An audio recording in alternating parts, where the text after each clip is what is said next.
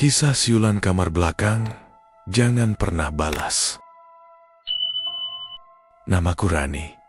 Aku baru saja kehilangan ibuku seminggu yang lalu. Bukan karena kecelakaan, bukan karena sakit keras, tapi karena usia.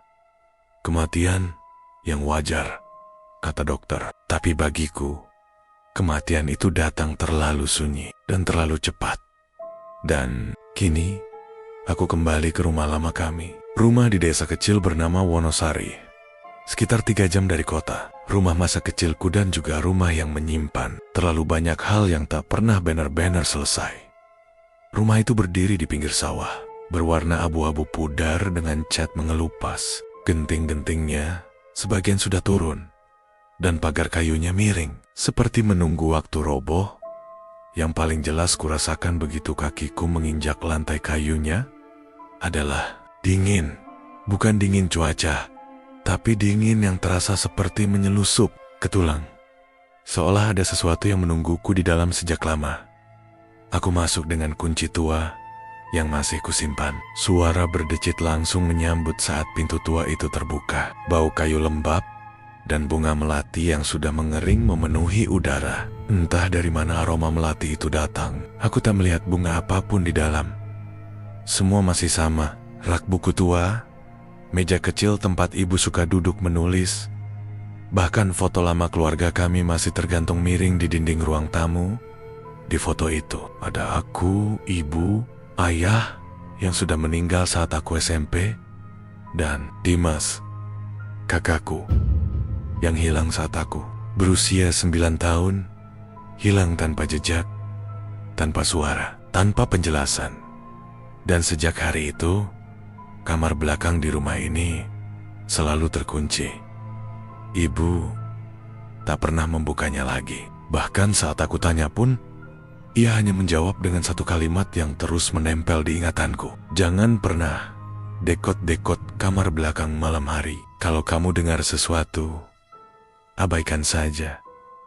Waktu itu aku terlalu kecil untuk mengerti. Tapi kini, semua peringatan itu datang kembali seperti debu yang berterbangan di udara kosong rumah ini. Malam itu, aku memutuskan tinggal di rumah lama. Hotel di kota terlalu jauh, dan aku harus mulai mengurus dokumen warisan ibu. Surat tanah, pajak, dan semacamnya. Lagi pula, rumah ini milik keluarga. Sudah sepatutnya dijaga.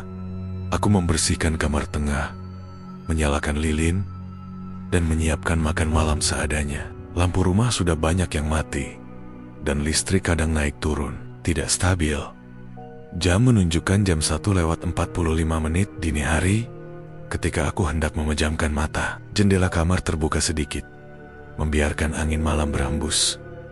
Cukup tenang, hingga fuyu, siulan, lirih, pelan, tapi sangat jelas. Awalnya kupikir itu suara angin, tapi nadanya terlalu teratur, seperti seseorang yang sengaja bersiul pelen-pelen dengan irama pendek dan panjang. Fiu, aku menahan napas.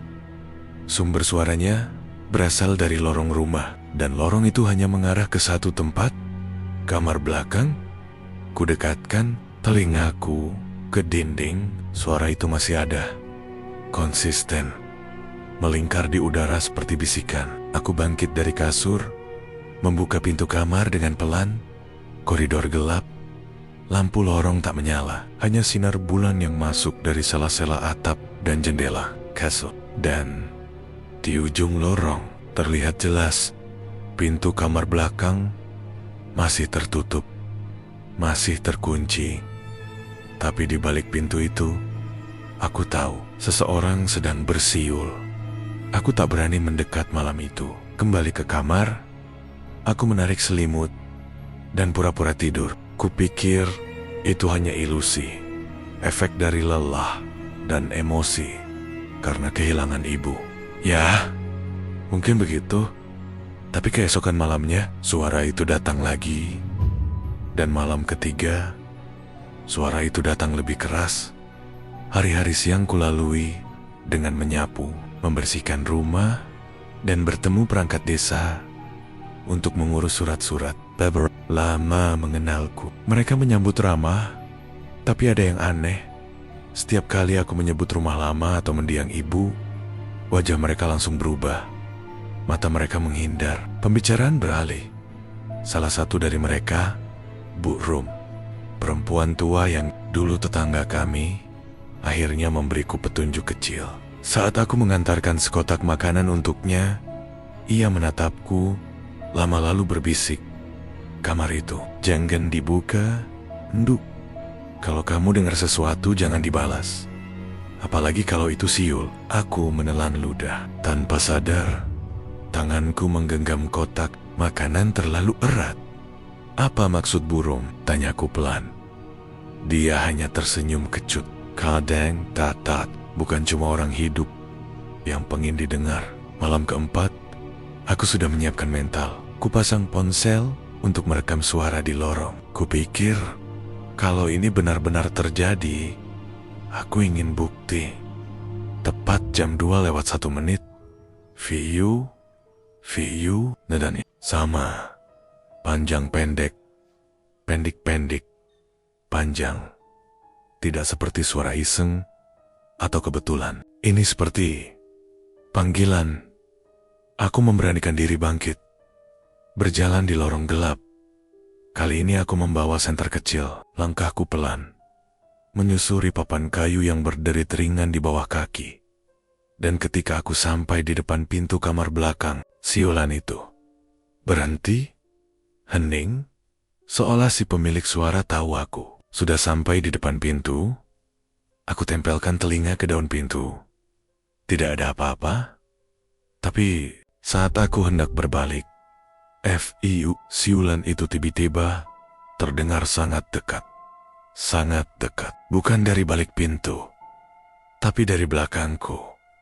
Aku berbalik dengan cepat, tapi lorong kosong. Tak ada siapapun. Tak ada suara langkah. Tak ada bayangan. Hanya keheningan dan dingin yang merayap naik dari lantai ke tengkukku. Aku kembali ke kamar dengan napas terengah. Saat memutar rekaman dari ponsel, suara siulan itu jelas terekam. Tapi ada satu suara tambahan di akhir rekaman. Suara yang tak kusadari tadi malam, lembut, hampir seperti napas. "Jangan lupakan aku." Malam kelima, aku duduk di depan pintu kamar belakang. Jam menunjukkan jam 1:55. Ponselku menyala, merekam lagi. Dan seperti biasa, Viu. Tapi kali ini, aku tak bisa menahan diri. Aku bersiul balik. Nada yang sama, Viu. Seketika, udara berubah, senterku mati. Ponsel berhenti merekam. Dan perlahan, pintu kamar belakang membuka sendiri. Dengan suara derit panjang, seolah ada yang menyambut dari dalam kegelapan. Aroma anyir menyengat, dan dari dalam muncul suara langkah kaki pelan, seolah seseorang berjalan tanpa alas kaki. Tilant, pintu kamar belakang terbuka dengan sendirinya, tanpa angin, tanpa dorongan. Aku berdiri terpaku. Udara dari dalam kamar itu seperti menyembur keluar, dingin, lembab, dan berbau anyir. Bukan bau bangkai, tapi seperti bau darah lama yang mengering dan membusuk perlahan. Langkah-langkah pelan terdengar dari dalam. 1, 2, 3.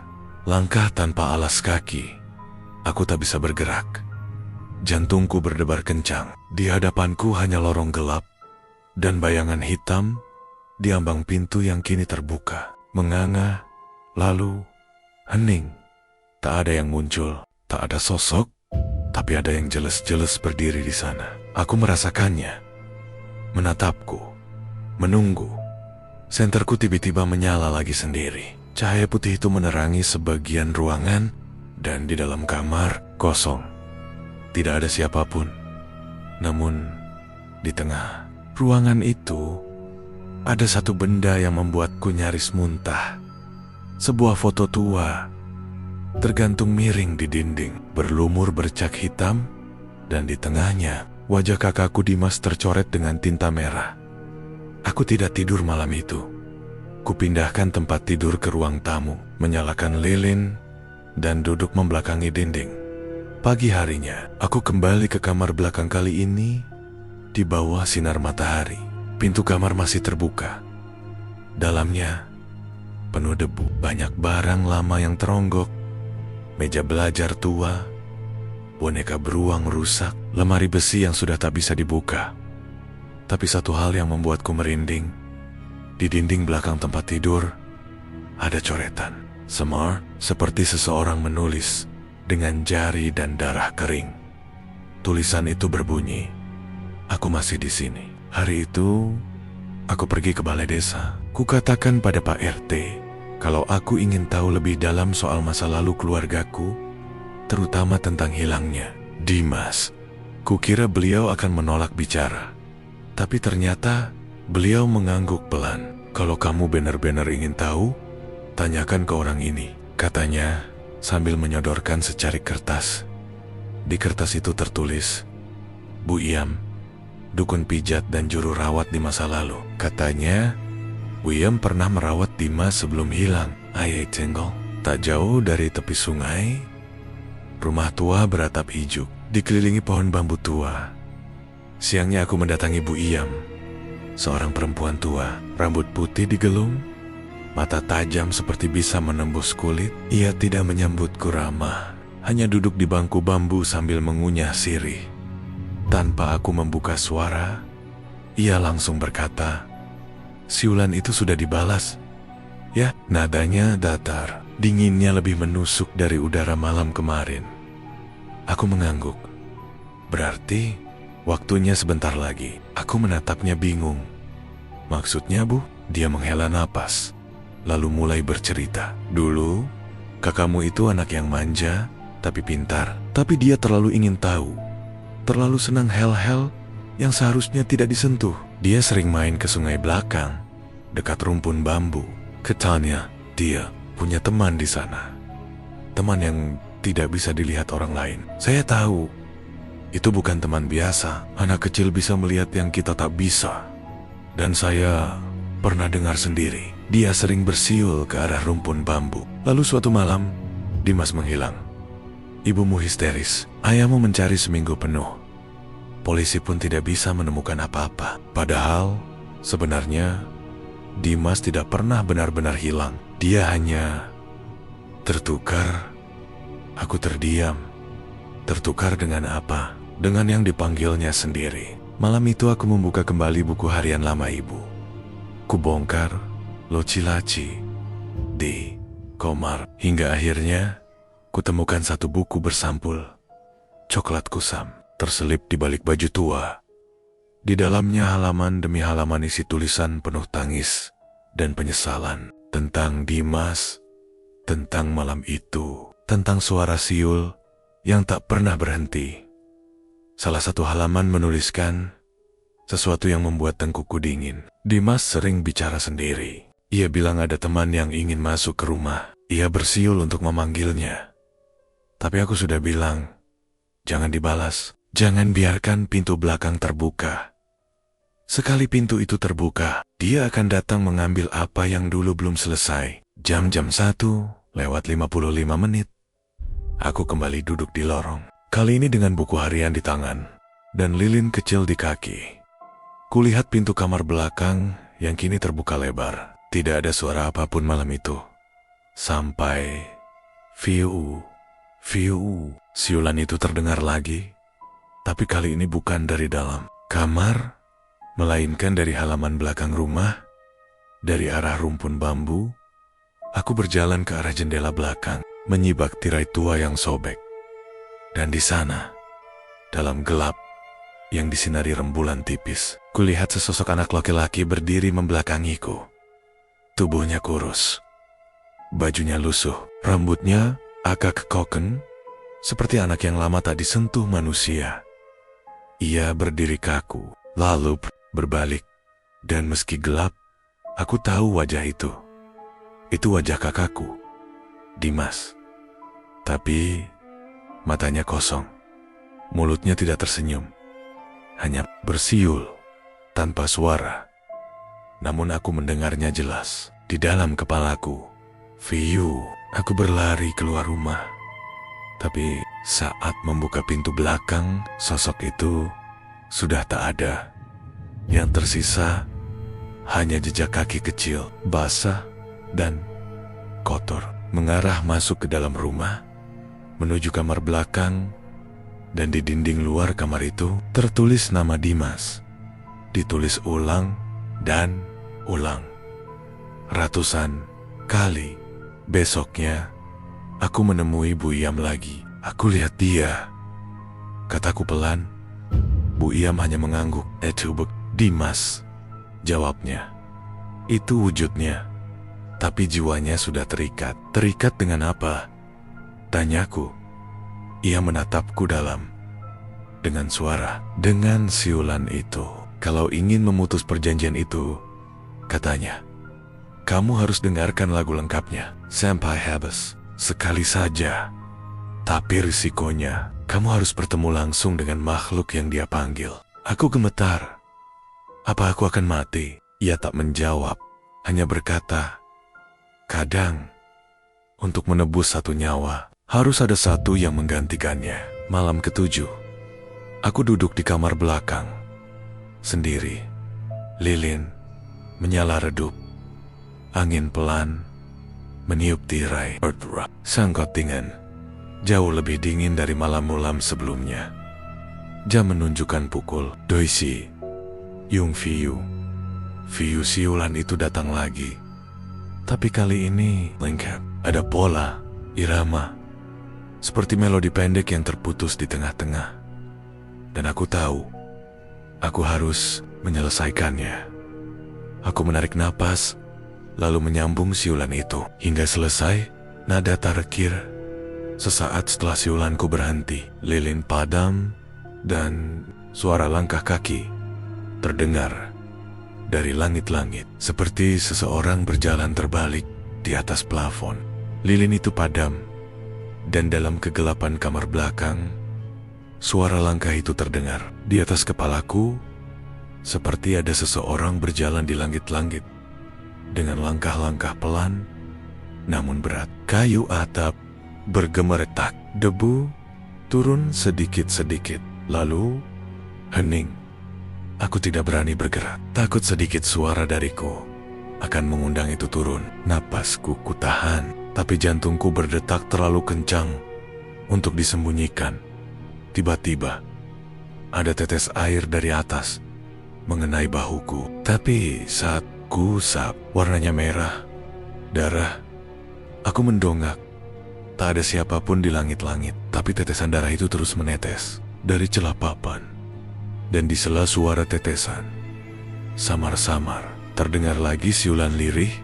Kali ini pelan, sangat pelan, seperti dari dalam kepalaku sendiri. Fiyu, Fiyu, Fiyu. Pagi harinya aku nekat membuka loteng rumah. Sudah bertahan-tahan tak disentuh. Aku naik pakai tangga bambu. Dan saat ku buka pintu papan kecil itu, bau busuk menyergap seketika. Di sana, penuh debu dan sarang laba-laba. Tapi yang membuatku nyaris jatuh adalah apa yang kulihat tergantung di tengah-tengah ruang loteng itu. Sebuah boneka kain lusuh digantung dengan tali rafia merah. Wajahnya digambar pakai spidol hitam, bibirnya dijahit kasar. Tapi lubang kecil pada mulutnya terlihat seperti sedang bersiul. Di bawah boneka itu ada kertas usang berisi tulisan tangan. Tulisannya nyaris hilang, tapi masih bisa terbaca. Jangan pernah bersiul 3 nada di malam. Sunyi, karena suara itu bukan hanya panggilan, tapi juga perjanjian. Dan yang datang tidak hanya ingin menjawab. Aku turun dengan tubuh gemetar. Sejak malam sebelumnya, suasana rumah berubah. Cermin memantulkan bayangan yang tidak sinkron. Suara langkah muncul di ruang-ruang kosong. Dan di dapur, aku menemukan piring yang menata sendiri membentuk huruf D. Kepalaku mulai pusing. Dan malam itu, aku bermimpi. Dalam mimpi itu, aku kembali Ke masa Kesel, aku dan Dimas bermain petak umpet. Ia bersembunyi di kamar belakang, tapi saat ku buka pintu, Dimas tak ada. Yang ada hanyalah seorang anak kecil lain, berwajah pucat, tanpa alis, dan matanya hitam seluruhnya. Anak itu memegang boneka yang sama seperti di loteng tadi. "Kamu bukan Dimas," kataku dalam mimpi. Anak itu tersenyum dan bersiul. Viu, Viu. Mendadak, seluruh ruangan berubah. Aku berada di hutan bambu, di malam yang sunyi. Di depanku, berdiri puluhan anak kecil. Semuanya bersiul bersamaan, dengan suara yang tidak keluar dari mulut mereka, tapi dari seluruh tubuh mereka. Dan di tengah mereka, berdiri satu sosok tinggi, mengenakan jubah putih lusuh, tubuhnya kurus panjang seperti tengkorak, dan tak punya wajah, hanya lubang kecil di tengah kepalanya yang bersiul seperti peluit rusak. Makhluk itu mengangkat tangannya, menunjuk padaku. Tukarkan, suara dengan jiwa. Aku terbangun sambil berteriak.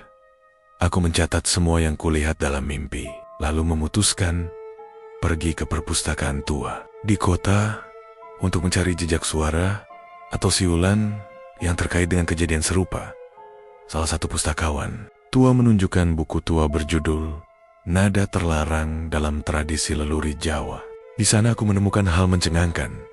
Ternyata ada satu bentuk permainan tua yang dulu sering dimainkan anak-anak desa pada zaman kolonial. Namanya dikenal sebagai Sing Sit Sruing. Permainannya sederhana. Seorang anak bersiul 3 nada khusus. Saat senyap malam, jika ada balasan siulan, maka ia harus membalas lagi. Ini dilakukan 3 kali. Jika selesai, akan muncul teman yang hanya bisa dilihat oleh anak itu. Namun, permainan ini dilarang keras sejak tahun 1932 karena beberapa anak yang memainkannya menghilang secara misterius. Dalam budaya lisan, diyakini makhluk yang datang melalui siulan itu bukan arwah biasa, tapi entitas dari luar dunia manusia. Disebut suara tanpa asal, suara yang hanya bisa hidup jika dipanggil melalui nyanyian siulan manusia. Aku kembali ke rumah sambil gemetar. Apa yang dilakukan Dimas dulu bukan main-main. Ia memanggil sesuatu, ia menukarkan sesuatu, dan ketika aku membalas siulan itu malam lalu, aku melanjutkan perjanjian yang dulu belum selesai. Malam itu, aku kembali ke kamar belakang. Kali ini aku menyiapkan pemutar suara. Aku memutar rekaman siulan yang terekam di malam sebelumnya dalam mode loop.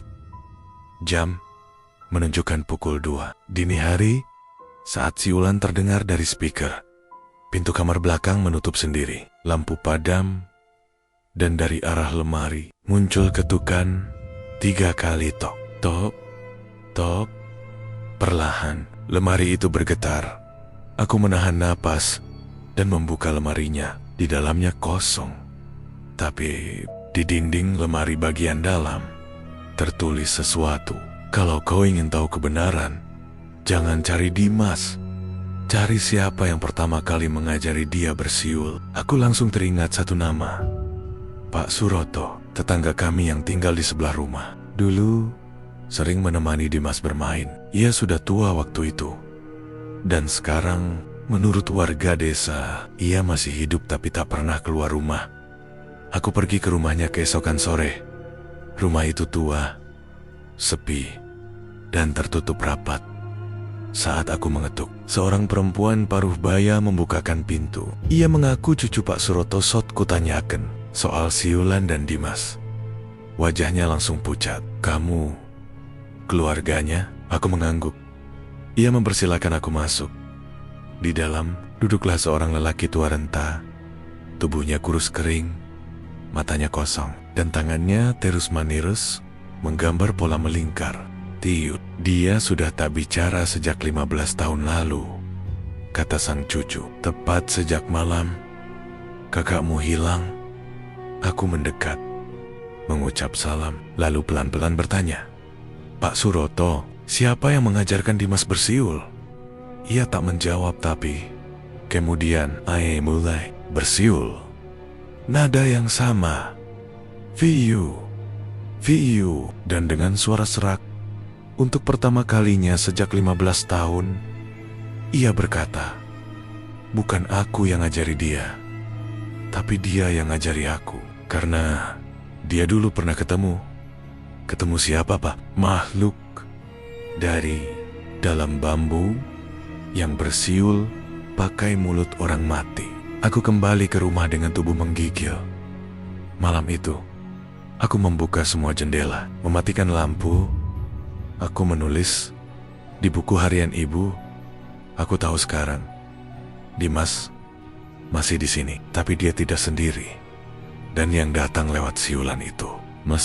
Perjanjian diselesaikan, dan tepat jam 2 lewat 1 menit, siulan itu datang lagi. Tapi kali ini, dengan suara anak-anak lain ikut bersiul bersamaan. Suaranya dari arah dapur, ruang tamu, halaman belakang, seluruh rumah bersiul. Dan di tengah suara itu terdengar langkah masuk dari lorong menuju kamar tempat aku duduk.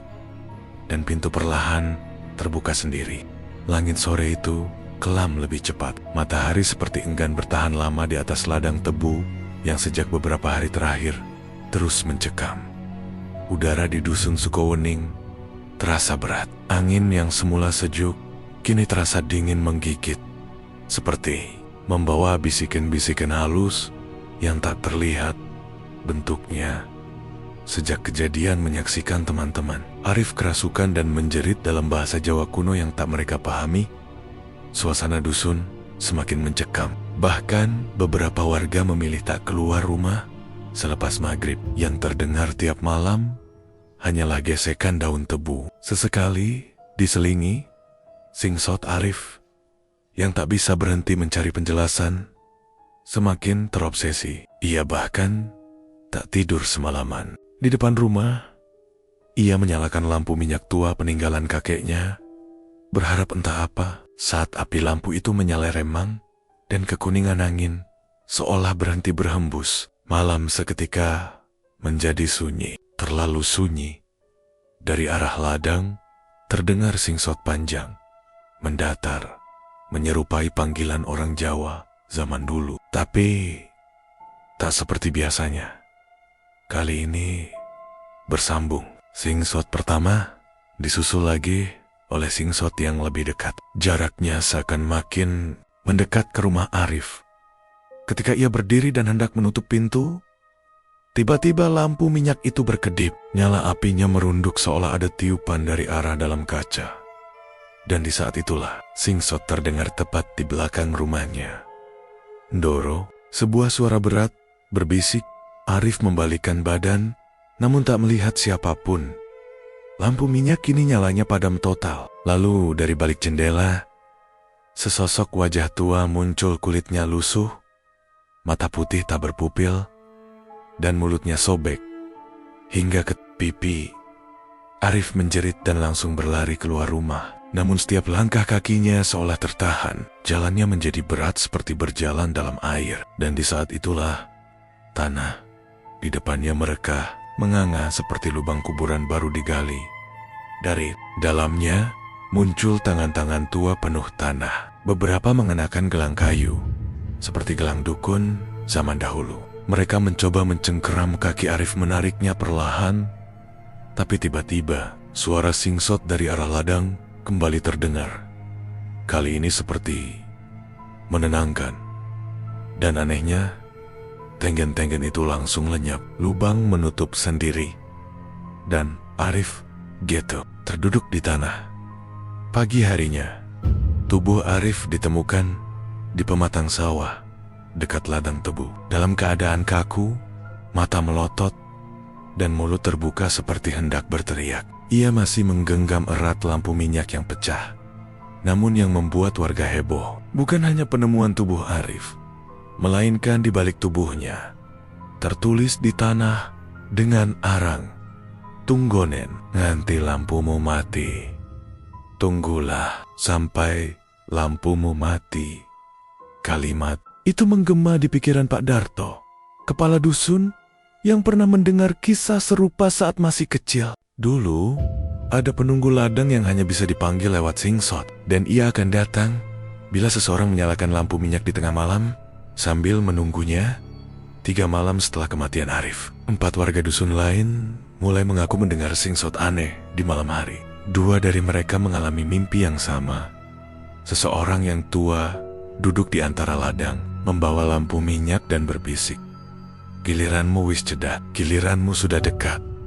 Pak Darto mulai panik. Ia mengundang Mbah Lamis, satu-satunya dukun tua yang masih hidup di luar desa. Setelah dibujuk dan diberi sesajen lengkap, Mbah Lamis akhirnya datang, menolak masuk rumah warga, dan malah meminta digiring langsung ke tengah ladang tebu.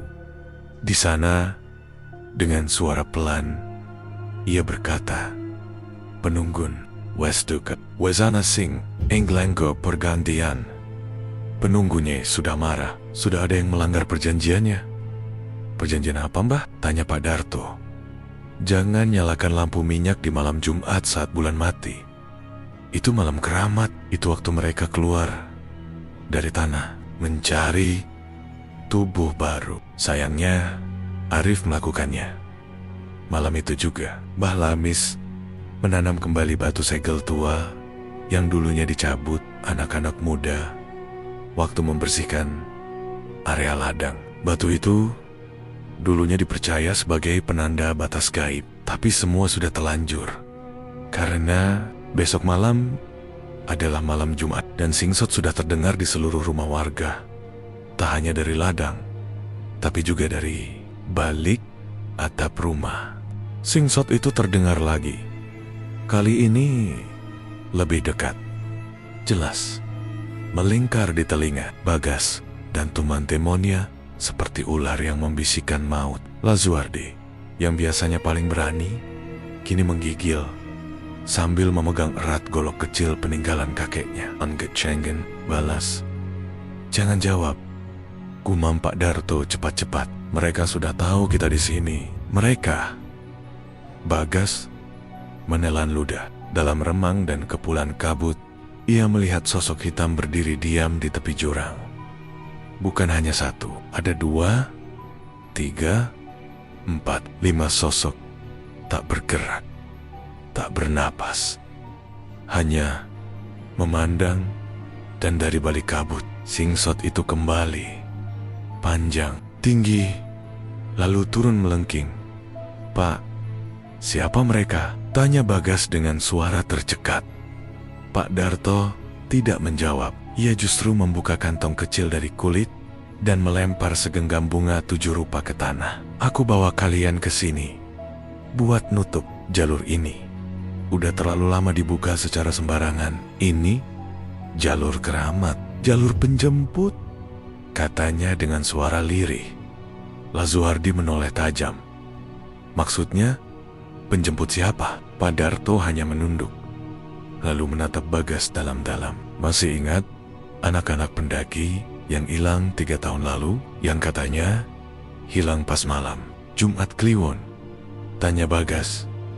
"Ya," jawab Pak Darto. "Satu dari mereka bawa pulang sesuatu, benda yang bukan miliknya." Dia mengeluarkan foto kusam dari saku. Terlihat sekelompok anak muda tersenyum lebar di depan jalur pendakian. Tapi yang membuat dada Bagas terasa berat adalah wajah seseorang di ujung kanan yang mirip dirinya sendiri. Tapi dia tak pernah ikut pendakian itu. Apa maksudnya ini? Mereka semua hilang, tapi satu orang ditemukan kembali, hidup. Tapi anehnya, dia bukan siapa-siapa di daftar registrasi. Bahkan KTP-nya palsu. Pak Darto menatap Bagas tajam. "Dia adalah kamu." Jantung Bagas serasa berhenti berdetak. "Itu gak mungkin. Aku gak pernah lihat tanganmu." Bagas menatap tangannya. Di sana ada bekas luka aneh berbentuk segitiga yang seolah baru muncul semalam.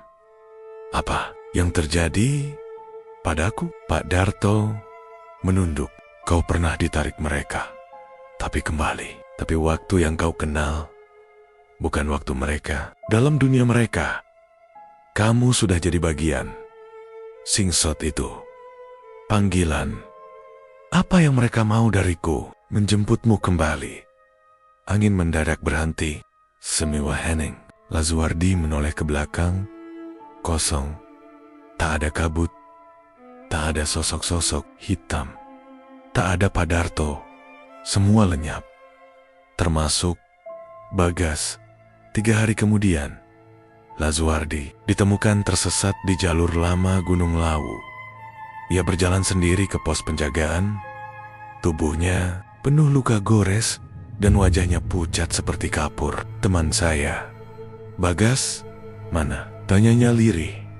Namun tak seorang pun mengenal nama itu. Tak ada data pendakian atas nama Bagas. Tak ada foto. Bahkan Lazuardi sendiri tak bisa mengingat wajahnya yang ayeng at dot hanya satu suara. Singsot, panjang, sendu, memanggil. Dan cerita pun tamat.